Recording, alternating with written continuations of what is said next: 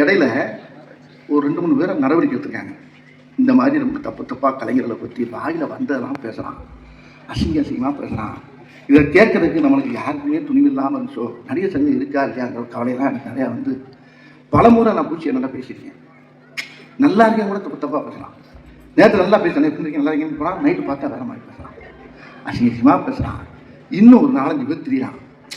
அவங்களுக்கு பூரா சீக்கிரம் நீங்கள் ஆப்பு வச்சா தான் நம்ம ஓரளவுக்காச்சும் நம்ம அந்த திரையுலகம் இன்னும் வளர்ந்தோம். அது மட்டும் இல்லை, இன்னொரு விஷயத்தையும் சொல்லியிருந்தாங்க.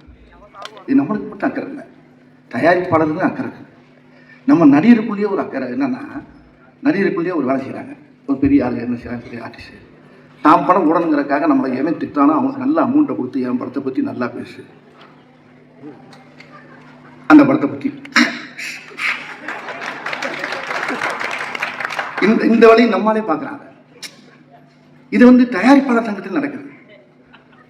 அந்த படம் ஓடக்கூடாது பார்த்துக்க, ஒன்றுமே இல்லைண்ணே.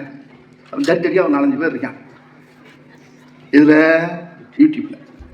அவனுக்கு காசு கொடுத்தா போதும், அவன் கிளின்னு கிளிக்கலாம். ஆனால் அதுக்குள்ள ஒரு உடந்தையாக இருக்குது யாருன்னா நம்ம சினிமா நண்பர்கள் தான். திரையுலக நம்ம நடிகர் சங்கத்துலேயும் இருக்காங்க, நடிகராகவும் இருக்காங்க, தயாரிப்பாளர் சங்கத்திலையும் இருக்காங்க. இதை வந்து இந்த படம் ஓடணுமே அப்படின்னு நினைக்கிறோம். இதெல்லாம் கேரளாவில் சங்கம்லாம் பிரிக்கிடுவாங்க, பிரிக்கி தனியாக எடுத்து அப்படியே மசாலா போட்டு கையில் கொடுத்துருவாங்க. ஆனால் இங்கே யாருமே செய்கிறதில்லை. இப்போ அதை ரொம்ப கடுமையாக அருமையாக இருந்தோம். நம்ம நடிகர் சங்க தலைவர் நாசர் அவர்கள், அண்ணன் என்னுடைய சகோதரன் கருணாசு, விஷால், கார்த்திக், அண்ணன் பூச்சிமுருகன் இந்த நடவடிக்கையை ஒரு போர்க்கால அடிப்படையில் எடுத்து இந்த நல்ல வழக்கை தொடர்ந்து அவங்கள உண்டு இல்லைன்னு ஆக்கணும். அதை பண்ணாதான் நடிகர் சங்கம் என்னங்கிறது தெரியும். நடிகர்லாம் ஒன்று, இதில் நம்ம எல்லாருமே ஒன்று சேரும். தனித்தனி நடிகர்லாம் போய் கேஸ் போட்டு நடந்தால் நடக்கிற வியாபாரம் இல்லை.